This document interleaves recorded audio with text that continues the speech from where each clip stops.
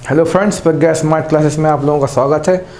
आज हम लोग अपनी बायोलॉजी के तहत जो जंतु विज्ञान है जूलॉजी पढ़ रहे हैं, उसमें जंतु ऊतक या एनिमल टिश्यूज़ पर चर्चा करेंगे। वैसे तो मुख्यतः हम लोग चर्चा कर रहे हैं कॉर्डेटा संघ के अंतर्गत भी मैमल्स की, बाकी इतना कुछ डीप में आप लोगों को जानने की आवश्यकता नहीं है। तो सीधा हम बोलें कि जंतु मतलब हम लोगों के अंदर जो ऊतक होते हैं। ऊतक क्या होते हैं? कोशिकाओं के समूह। हम लोगों ने पीछे पादप में भी पढ़ा था, तो हम लोगों के अंदर भी कोशिकाओं के समूह के रूप में ऊतक पाए जाते हैं। जैसे कि आप लोग जानते हैं कि हम लोगों के शरीर की सबसे छोटी जैविक या कार्यात्मक इकाई को हम लोग कोशिका कहते हैं, और कोशिकाओं के समूह को ऊतक कहते हैं। ऊतकों के द्वारा मिलकर ही अंगों का, विभिन्न प्रकार की ग्रंथियों का निर्माण किया जाता है, और इसी से मिलकर पूरी बॉडी के हमारे शरीर की रचना होती है। तो हम लोग अब दूसरे स्टेप में हैं कोशिकाओं के समूह के रूप में ऊतक। तो ऊतक क्या होते हैं? तो हमने आपको बता दिया, ऊतक कोशिकाओं के समूह हैं। तो जंतुओं के शरीर में पाए जाने वाले ऊतकों को हम निम्न श्रेणी में बांट सकते हैं। तो परिभाषा हमने नहीं लिखी है यहाँ पे, सीधा आगे बढ़ जाते हैं। तो नंबर 1 पर लिखा है उपकला ऊतक या फिर एपिथेलियल टिश्यूज। एपिथेलियल गलत बोले हम, एपिथेलियल टिश्यूज। तो ये ऊतक जंतु के बाहरी, भीतरी, ठीक है, और स्वतंत्र सतहों पर पाए जाते हैं। मतलब हम लोगों की शरीर के जो बाहरी त्वचा है, अंदरूनी त्वचा है, और स्वतंत्र सतह मतलब जो अपने आप में गति करने के लिए स्वतंत्र है, उन जगहों पे आपको कौन से ऊतक देखने को मिलेंगे? उपकला ऊतक। तो सीधी बात, जिनकी सहायता से आप अपनी बाहरी कला दिखलाओगे, ठीक है, वहाँ पे कौन कौन से ऊतक पाए जाएंगे? तो आप बोलेंगे बाहरी, भीतरी, और मतलब वहाँ पे आपके उपकला ऊतक पाए जाएंगे, मतलब बाहरी, भीतरी, स्वतंत्र सतहों पर पाए जाएंगे। इसमें रुधिर कोशिकाओं का अभाव होता है। मतलब जहाँ पे वाले ऊतक पाए जाएंगे उनमें रुधिर कोशिका मतलब आरबीसी टाइप की चीज़ें नहीं पाई जाएंगी। मतलब उनमें ये मोस्टली डेड सेल्स टाइप के बने रहेंगे एक प्रकार से। मैं बोलना नहीं चाहिए, बाकी पूर्णतः डेड नहीं होंगे, पर उनमें खून का अभाव होगा। जहाँ पे खून नहीं होता है उनको हम लोग मृत कोशिका मान लेते हैं, बाकी ऐसे पूर्णतः सही नहीं है। जिसके कारण इन ऊतक की कोशिकाओं का पोषण जो है विसरण के माध्यम से लसिका द्वारा होता है। तो यहाँ पे जो खाना पीना पहुँचाएगा वो खून नहीं पहुँचा पाएगा, चूँकि तो कौन पहुँचाएगा? लसिका या लिम्फ के द्वारा पहुँचाया जाएगा। ठीक है, लिम्फ के बारे में भी हम लोग आगे जाके चर्चा करेंगे। लिम्फ भी खून की भांति एक तरल संयोजी ऊतक है, जिसके द्वारा भी शरीर में पोषण आहार यहाँ से वहाँ कहने को पहुँचाए जाते हैं। ठीक है, तो उपकला ऊतक की बात चल रही है। शरीर के कई महत्वपूर्ण अंगों में पाया जाता है, जैसे कि हमने बोला त्वचा की बाह्य सतह, ठीक है, हृदय की बाह्य सतह में बोलना चाहिए पूरा, फेफड़े, वृक्क के चारों ओर मतलब बाहरी सतह पर, ठीक है, यकृत और जनन ग्रंथियों की दीवारों पर मतलब फिर से बाहरी सतह पर, इत्यादि जगहों पर हमारे कौन से ऊतक पाए जाएंगे? उपकला ऊतक पाए जाएंगे। यह ऊतक शरीर के अंतरंगों को चोट से बचाता है तथा उन्हें नम बना कर रखता है। जैसे कि हम लोग की त्वचा है, इस त्वचा पे कौन से ऊतक हैं? उपकला ऊतक हैं। तो हम इस पेन से इसको यहाँ पर इस प्रकार से रगड़ रहे हैं, तो जो चोट है हमारे अंदर के मांसपेशी या फिर अंदर की लेयर तक नहीं पहुँच पा रहे हैं, तो केवल किसके कारण? तो आप बोलेंगे सबसे बाहर कौन से ऊतक बैठे हुए हैं? उपकला ऊतक बैठे हुए हैं, जो चोटों को अंदर जाने से बचा रहे हैं और साथ में हमारी बॉडी को नम बना के रखें। मतलब बाहर की ह्यूमिडिटी को थोड़ा सा अपनी को खींच के रखें, और साथ में अंदर की ह्यूमिडिटी या नमी को बाहर जाने से रोक रहे हैं, ताकि हम लोगों की बॉडी जो है एकदम से सूखी और भुरभुरी ना हो पाए। तो आप तो बस नाम से काम बना लें। उपकला और कला दिखलाते हैं हम लोग बाहरी अंगों की सहायता से। तो किसी भी अंग के, चाहे हम लोग की पूरी बॉडी के बाहर और चाहे हम लोग के अंदर जो भी लीवर वगैरह जितनी भी चीज़ अंग पाए जाते हैं, सभी अंगों की बाहरी त्वचा पर यानी बाहरी लेयर पर कौन से ऊतक पाए जाएंगे? तो आप आंसर लगाएंगे उपकला ऊतक। टॉपिक थोड़ा सा इंपॉर्टेंट है, भले बोरिंग है, लेकिन आपको ध्यान रखना पड़ेगा। आगे चलते हैं, संयोजी ऊतक या कनेक्टिव टिश्यूज। तो नाम से आप देख सकते हैं, संयोजी मतलब दो चीज़ों को जोड़ेंगे, कनेक्ट करेंगे, ठीक है। तो यह ऊतक शरीर के अन्य ऊतकों तथा अंगों को आपस में जोड़ने का काम करेंगे। काफ़ी इजी और इंटरेस्टिंग है ये वाला पॉइंट भी। तो तरल संयोजी ऊतक, जिसको आप रक्त के नाम से, हमने पीछे लसिका ही बताया आपको। तो तरल संयोजी ऊतक जैसे रक्त और लसिका संवहन के कार्य में सहायक होते हैं। मतलब एक चीज़ को यहाँ से खासकर पोषण को, मतलब अपने कार्बोहाइड्रेट या ग्लूकोज बोलना चाहिए एक शब्द में, तो ग्लूकोज को ऊर्जा मतलब अपने ऑक्सीजन, कार्बन डाइऑक्साइड को यहाँ से वहाँ ले जाने का काम करते हैं रक्त और लसिका। ठीक है, तो आगे जब बढ़ जाते हैं, अभी ज़्यादा नहीं फंसा रहे आपको शब्दों में। यह ऊतक शरीर के ताप क्रम को नियंत्रित करता है, क्योंकि इसके पास पानी की मात्रा काफ़ी ज़्यादा होती है, और शरीर के ताप की मात्रा को नियंत्रित करता है पानी। तो जो हमारे तरल संयोजी ऊतक के रूप में रक्त और लसिका हैं, ठीक है, ये मुख्य रूप से हमारे शरीर के तापक्रम को नियंत्रित करेंगे, आपकी बॉडी को ठंडी में गर्म और गर्मी में ठंडी बना के रखेंगे। मृत कोशिकाओं को नष्ट कर देते हैं। हम लोगों को पता है हमारे आरबीसी, डब्ल्यूबीसी लगातार कुछ ना कुछ समय बाद मरते रहते हैं, तो उनके द्वारा ये मृत कोशिकाओं को शरीर के बाहर निकालने का काम करते हैं। तो मृत कोशिकाओं को नष्ट करके मृत ऊतकों एवं कोशिकाओं की पूर्ति करता है। ठीक है, तो ये सारे काम कौन करेगा? तरल संयोजी ऊतक तरल संयोजी ऊतक और संयोजी ऊतक जो अंगों को जोड़ने का काम करता है। तीसरा ऊतक है हम लोगों का कौन सा, पेशी ऊतक। पेशी मतलब क्या हो जाएगा, मसल्स या मांसपेशी भी बोल सकते हैं आप समझने की भाषा में।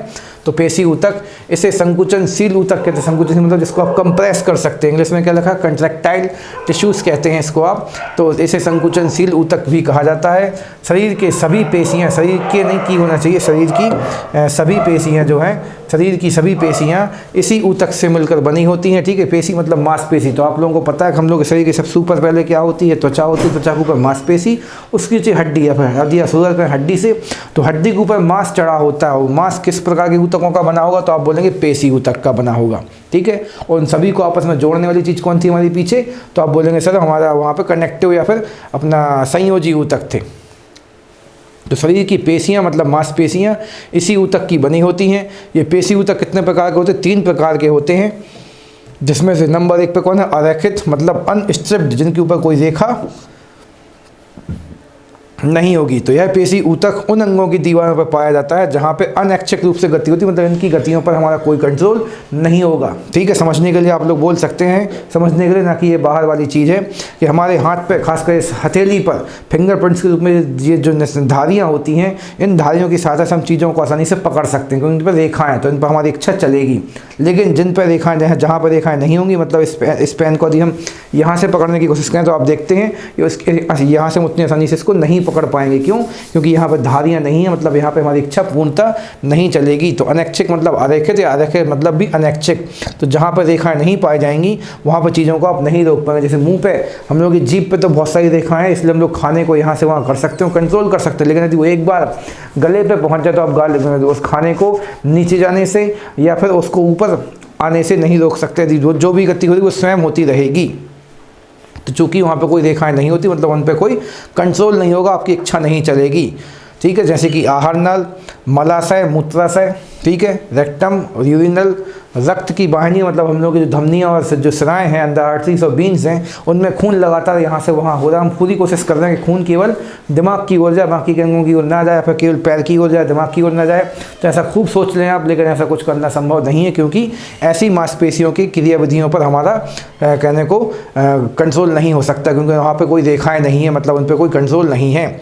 ठीक है, आगे एक फैक्ट लिखा, तो क्या लिखा, अरेखित पेशियाँ उन सभी अंगों की गतियों का नियंत्रण करती हैं जो स्वयं में गति करते हैं, मतलब स्वतः गति करती हैं। ठीक है, तो उनमें कोई रेखाएं नहीं पाई जाएंगी, इस प्रकार से वो स्मूथ रहेंगी। तो हमारे ख्याल से आप लोगों को समझ में तो आ रहा होगा हम क्या समझा इतनी देर से, और तब भी कोई डाउट है तो आप संपर्क में रहिए, हम और ज़्यादा समझाने की कोशिश करेंगे। दूसरा है रेखित मतलब स्ट्रिप्ड। अब यहाँ पर हम लोगों को गति देखने को मिलेगी। ठीक है, और गति मतलब कंट्रोल देखने को मिलेगा। तो इसमें क्या है, ये पेशियाँ शरीर के उन भागों में पाई जाती हैं जो इच्छा अनुसार गति करती हैं। प्रायः इन पेशियों के एक या दोनों सिरे रूपांतरित होकर टेंडन के रूप में अस्थियों को से जुड़ जाते हैं, जुड़े होते हैं। ठीक है, तो टेंडन और लिगामेंट्स हम लोग पढ़ेंगे आगे जाके, ये हड्डियों और मांसपेशियों को जोड़ने वाले होते हैं। तो रेखित पेशियाँ जो होती हैं इनके ऊपर चूँकि रेखाएं होंगी, इसलिए इन पर हम लोगों की इच्छा काम करेगी, और इन पेशियों के द्वारा एक या दोनों सिरे रूपांतरित होकर टेंडन के रूप में आपस में से जुड़ जाएंगे और कंट्रोल करने का काम करेंगे। ठीक है, तो वहाँ पे हम लोग मुख्यतः जोड़ों पे क्या पाया जाएगी, अपनी रेखित कोशिकाएं, रेखित ऊतक पाए जाएंगे, जिससे हम लोग देखते हैं, देखो हम लोग इस प्रकार से इन चीज़ों को आसानी से गति कर रहे हैं मांसपेशियों की सहायता से। तो मांसपेशी और हड्डी के जोड़ को ही हम लोग क्या कहते हैं, टेंडन कहते हैं।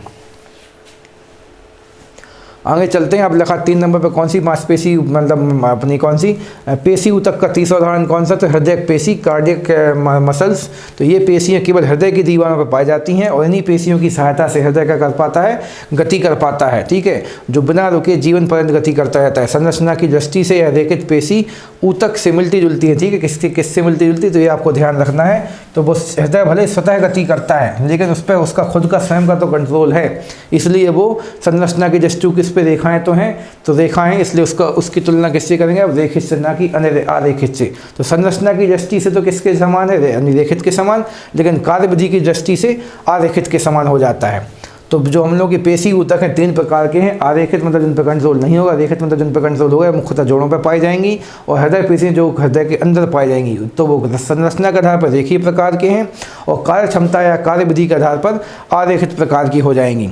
ठीक है। अगला फैक्ट क्या लिखा है, मानव शरीर में मांसपेशियों की संख्या कितनी, 639। हमारे शरीर में अलग अलग जगह पे हड्डियाँ अलग चीज़ होती है, ठीक है। हड्डियाँ केवल 206 हैं, अधिकतम 300 या 306 हो सकती हैं, लेकिन मांसपेशियाँ यहाँ वहाँ छोटे छोटे से मांस चिपके होते सभी जगह। तो मांस के रूप में मांसपेशियाँ मसल्स की संख्या हमारी बॉडी में कितनी है, 639, ठीक है। लगभग में भी इसको बोल सकते हैं कि एकदम एग्जैक्ट तो हमें अलग अलग किताबों अलग पढ़ने में मिला, बाकी मुख्यतः किताबों में इतना ही लिखा मिलता है। तो इनकी संख्या 639 है।